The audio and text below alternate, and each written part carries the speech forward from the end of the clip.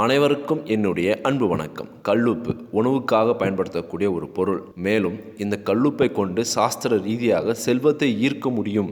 மேலும் இந்த கல்லுப்பை கொண்டு பலவிதமான நோய்களை குணப்படுத்த முடியும். இந்த கல்லுப்பை கொண்டு நினைத்ததை கூட நிறைவேற்றி கொள்ள முடியும், ஒருவரை வசியம் கூட செய்ய முடியும் அப்படின்னு சொல்கிறாங்க. இந்த கல்லுப்பை பற்றி பல்வேறு விதமான சுவாரஸ்யமான விஷயங்களை இந்த வீடியோவில் நாம் தெரிஞ்சுக்க போகிறோம். நான் உங்கள் சீனிவாசன் தமிழ்ச்செல்வி மணி. வீடியோவை ஸ்கிப் பண்ணாமல் பாருங்கள். இதுவரைக்கும் இந்த சேனல் நீங்கள் சப்ஸ்கிரைப் பண்ணாமல் இருந்தீங்கன்னா உடனே சப்ஸ்கிரைப் பண்ணுங்கள். மேலும் பக்கத்தில் ஒரு பெல் ஐக்கான் இருக்கும், அந்த பெல் ஐக்கானும் ப்ரெஸ் பண்ணுங்கள். நான் கொடுக்குற ஒவ்வொரு வீடியோவும் உங்களுக்கு உடனடியாக நோட்டிஃபிகேஷனாக வந்துடும்.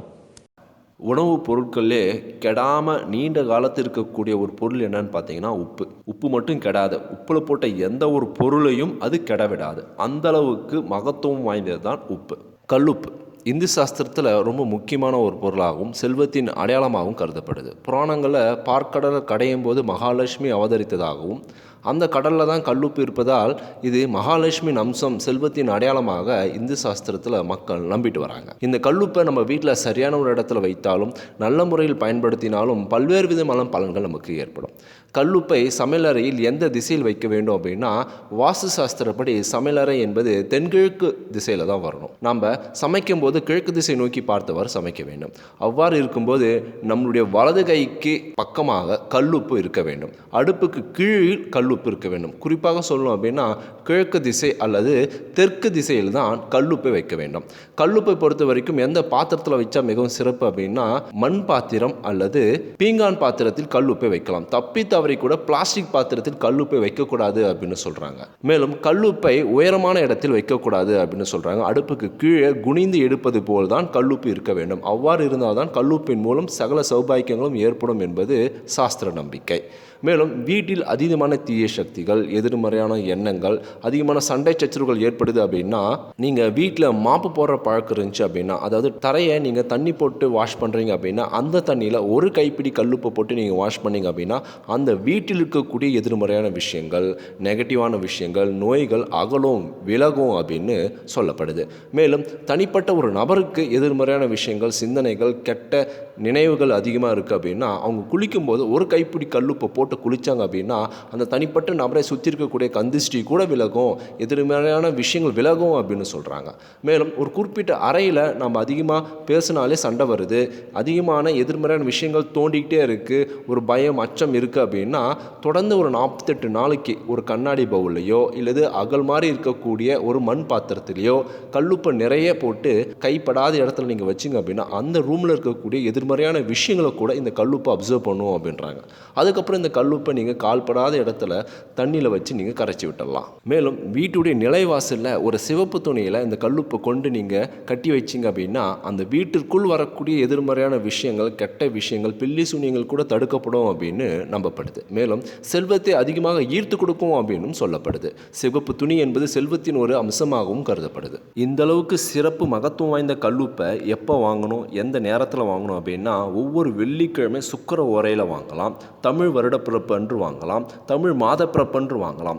வெள்ளிக்கிழமை சுக்கிர ஓரை என்பது காலை 6 to 7, மதியம் 1 to 2 அல்லது 8 to 9 இந்த நேரங்களில் நீங்கள் கல்லுப்பை வாங்குவது மிகவும் உத்தமம், செல்வத்தை மென்மேலும் ஈர்த்து கொடுக்கும் அப்படின்னு சொல்லப்படுது. கல்லுப்பு வைத்து பயன்படுத்தக்கூடிய பாத்திரத்தை குறைந்தது மாதத்துக்கு ஒரு முறையாவது நீங்கள் வாஷ் பண்ணணும். அப்படி வாஷ் பண்ணுறீங்க அப்படின்னா மாலை பொழுது 6 மணிக்கு மேலே வாஷ் பண்ணக்கூடாது. மேலும் இந்த கல்லுப்பை சாப்பிடும்போது இலையில வச்சு சாப்பிட்டாலும் சரி, இல்லை நீங்கள் சாப்பிடும் இடத்தில் அருகில் வச்சு சாப்பிட்டாலும் சரி ரொம்பவும் நல்லது அப்படின்னு சொல்கிறாங்க. இது சாஸ்திர ரீதியில் செல்வத்தை மென்மேலும் அதிகரிக்கும் அப்படின்னு சொல்லப்படுது. ஆரோக்கிய ரீதியில் நல்ல ஒரு சுவையான உணவையும் உடலை நல்ல திடமாக வைத்திருக்கும் அப்படின்னு சொல்லப்படுது. உப்பில் அயோடின் என்ற ஒரு சத்து பொருள் இருக்கணும். இந்த அயோடின்ற சத்து பொருள் தான் மூளை வளர்ச்சிக்கு மிகப்பெரிய உறுதுணையாக இருக்கும். அந்தளவுக்கு சரியான அளவு அயோடின் இருக்கக்கூடிய உப்பை நம்ம தினமும் எடுத்துக்கிட்டோம் அப்படின்னா படிக்கிற பிள்ளைகளுக்கு கல்வி நல்ல ஞானம் அதிகரிக்கும், கல்வி நல்ல அறிவு அதிகரிக்கும் அப்படின்னு சொல்கிறாங்க. சால்ட் தெரப்பி அப்படின்னு ஒரு விஷயம் சொல்லப்படுது. அதாவது சுவாச பிரச்சனை, ஆஸ்துமா பிரச்சனை, சளி அதிகமாக இருந்துச்சு அப்படின்னா நீராவி பிடிக்கும்போது ஒரு கைப்பிடி கல்லுப்பு போட்டு நீராவி பிடிச்சிங்க அப்படின்னா சுவாச பிரச்சனை, சளி பிரச்சனை ஏதாவது இருந்தால் அது பரிபூர்ணமாக சரியாகும். நீங்கள் தூங்குகிற அறையில் ரொம்பவும் குளிர் அதிகமாக இருக்குது, மூச்சு விட முடியல, மூச்சு அடைப்பாக இருக்குது அப்படின்னா நல்லா கொதிக்கிற தண்ணியை அந்த அறையில் வச்சுட்டு அந்த கொதிக்கிற தண்ணியில் கல்லுப்பு போட்டிங்க அப்படின்னா அந்த அறை முழுவதும் நீராவி நிரம்பியிருக்கும். அந்த நீராவி துகளில் கல்லுப்பு நிறைந்திருக்கும். இந்த கல்லுப்பு சுவாசத்தில் இருக்கக்கூடிய பல்வேறு விதமான பிரச்சனைகளை சரி செய்யும் அப்படின்னு சொல்கிறாங்க. இதுதான் சால்ட் தெரப்பி அப்படின்னு சொல்லுவாங்க. இந்த சால்ட் தெரப்பியின் மூலம் சுவாச சம்பந்தமான பல்வேறு பிரச்சனைகளை குணப்படுத்தும். கல்லுப்பை வீட்டில் குறிப்பாக 3 இடத்துல வைக்கணும் அப்படின்னு சொல்கிறாங்க. பூஜை அறையில் வைப்பதன் மூலம் செல்வத்தை அது மென்மேலும் ஈர்க்கும், தெய்வீக சக்தியை மென்மேலும் ஈர்க்கும் அப்படின்னு சொல்கிறாங்க. இது வைக்கக்கூடிய பாத்திரம் என்னன்னு பார்த்தீங்கன்னா குறைந்த அளவு அமைப்பு கொண்ட கண்ணாடி பவுலோ இல்லது அகல் மாதிரி இருக்கக்கூடிய மண் பாத்திரத்தையோ நீங்கள் பயன்படுத்தலாம். பூஜை அறையில் மட்டும் வைப்பதற்கு முன்பாக அதில் மஞ்சள் குங்குமம் இட்டு அதில் கல்லுப்பு நிரப்பி நீங்கள் பூஜை அறையில் வைக்க வேண்டும். அதை தவிர பாத்ரூமில் நீங்கள் வைக்கலாம். மேலும் வீட்டில் வடகிழக்கு தென்மேற்கு திசைகளில் உயரமான இடங்களில் கல்லுப்பு வைப்பதன் மூலம் வீட்டுக்கு நேர்மறை ஆற்றலையும் மேலும் வீட்டை சுற்றி இருக்கக்கூடிய வீட்டுக்குள் இருக்கக்கூடிய எதிர்மறையான விஷயங்களையும் கெட்ட விஷயங்களையும் அகற்றும் அப்படின்னு சொல்லப்படுது. கல்லுப்பை கொண்டு வசியம் செய்ய முடியும், நம்ம நினைத்தது எதுவாக இருந்தாலும் அடைய முடியும் அப்படின்னு சொன்னாங்க இல்லையா. காலையில் பிரம்ம முகூர்த்தத்தில் குளித்துட்டு கிழக்கு திசை நோக்கி அமர்ந்து 2 கைகளையும் கல்லுப்பை எடுத்துக்கொண்டு வானத்தை நோக்கி உள்ளங்க இருக்க வேண்டும். பிறகு கையை இறுக்கி மூடிக்கொண்டு உங்கள் பிரார்த்தனை தொடர்ந்து நீங்கள் ஜபிச்சுட்டு வரீங்க, உச்சரித்து வரீங்க, சொல்லிட்டு வரீங்க அப்படின்னா கூடிய விரைவில் அந்த பிரார்த்தனை எதுவாக இருந்தாலும் அது நிறைவேறும் அப்படின்னு சொல்கிறாங்க. அதுக்கப்புறம் அந்த கல்லுப்பை கால்படாத இடத்துல நீங்கள் கரைச்சி விட்டுடணும் அப்படின்னு சொல்கிறாங்க. இந்த செயல்முறையில் கூட நீங்கள் நினைச்சது எதுவாக இருந்தாலும் அதை அடைய முடியும், செய்ய முடியும். அந்த அளவுக்கு ஒரு வல்லமை, ஒரு உத்வேகத்தை உங்களுக்குள் அது ஏற்படுத்தி கொடுக்கும் அப்படின்னு சொல்லப்படுது. ஒரு சிலருக்குலாம் முகவசியம் அப்படின்னு சொல்லுவாங்க. அதே போல் கைராசின்னு ஒன்று கேள்விப்பட்டிருப்பீங்க இல்லையா. அந்த கைராசி ஏற்படுவதற்கு நம்ம எப்படி தண்ணியில் கையை சுத்தப்படுத்துவோம், துணியில் கையை சுத்தப்படுத்துவோம், அதே போல் கல்லுப்பையும் கொண்டு நம்ம கையை சுத்தப்படுத்தணும் அப்படின்னா நம்ம கையில் இருக்கக்கூடிய எதிர்மறையான விஷயங்கள், துர்சக்திகள், அபசகுணமான விஷயங்கள் இது எல்லாமே விலகி கை அதிர்ஷ்டகரமாக மாறும், கை ராசியாக மாறும். நம்ம தொட்ட விஷயங்கள் தொடங்கும், நம்ம செய்கிற விஷயங்கள் மென்மேலும் முன்னேறும் அப்படின்னு சொல்கிறாங்க.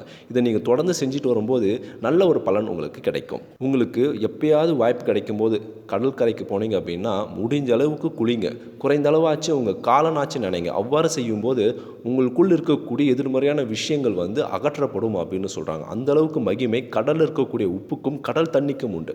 உப்பு ஆன்மீக ரீதியில் இதனுடைய பங்கு எந்த அளவுக்கு முக்கியத்துவம் வாய்ந்தது அப்படின்னு பாருங்கள். அறிவியல் ரீதியில் இதனுடைய பங்கு எந்த அளவுக்கு சிறந்தது அப்படின்னு பாருங்கள்.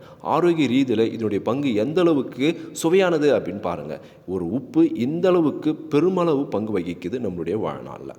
நான் சொன்ன தகவல் உங்களுக்கு மிகவும் பயனுள்ளதாக இருந்திருக்கும் அப்படின்னு நான் நினைக்கிறேன். இந்த வீடியோ பற்றி உங்களுடைய கருத்துக்கள் என்ன அப்படின்னு மறக்காமல் கமெண்ட் பாக்ஸில் கமெண்ட் பண்ணுங்கள்.